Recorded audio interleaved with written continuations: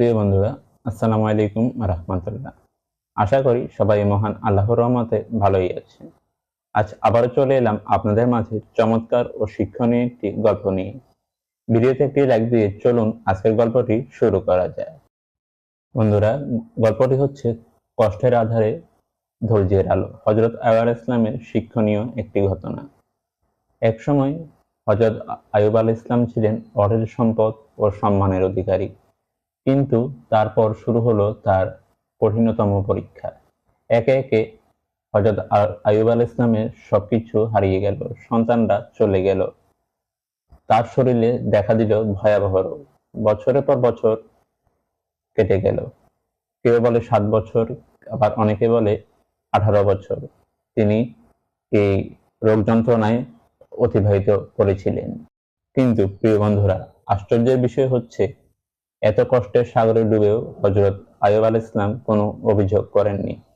পবিত্র কোরআনে মহান আল্লাহ তাআলা হযরত আইয়ুব আলাইহিস সালামের প্রশংসা করে বলেন, নিশ্চয়ই আমি তাকে ধৈর্যশীল পেয়েছিলাম। কতই না চমৎকার সেই বান্দা, নিশ্চয়ই সে ছিল আমার দিকে প্রত্যাবর্তনশীল। সূরা সাদ আয়াত ৪৪। এরপর দীর্ঘ কষ্টের পর যখন হযরত আইয়ুব আলাইহিস সালাম প্রার্থনা করলেন, তখন সেই প্রার্থনায় কোনো অভিযোগ ছিল না, কেবল ছিল বিনম্র আত্মসমর্পণ।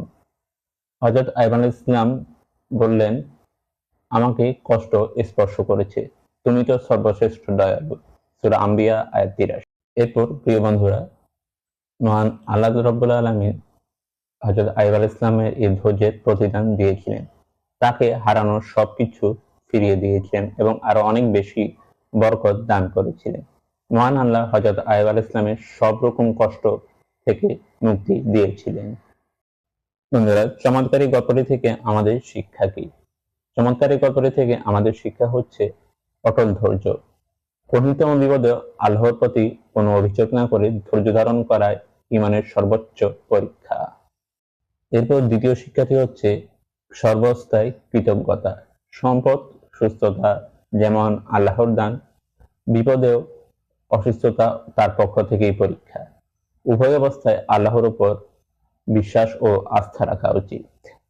এরপর শিক্ষা হচ্ছে আল্লাহ ধৈর্যশীলদের পছন্দ করেন এবং ধৈর্যের বিনিময়ে তিনি দুনিয়া ও আখিরাতে হারানো জিনিসের চেয়েও উত্তম প্রতিদান দেন। আল্লাহ তাআলা পবিত্র কোরআনের সূরা ইব্রাহিমের ৭ নম্বর আয়াতে বলেছেন, যদি তোমরা কৃতজ্ঞ হও তবে আমি অবশ্যই নিয়ামত আরো বাড়িয়ে দিব। প্রিয় বন্ধুরা, ভিডিওটি আজ এখানে শেষ করছি। গল্পটি আপনার কেমন লাগলো অবশ্যই কমেন্টে জানান। ইউটিউবে সাবস্ক্রাইব এবং ফেসবুকে ফলো মাস্ট। আজ এখানে বিদায় নিচ্ছি। আল্লাহ হাফেজ।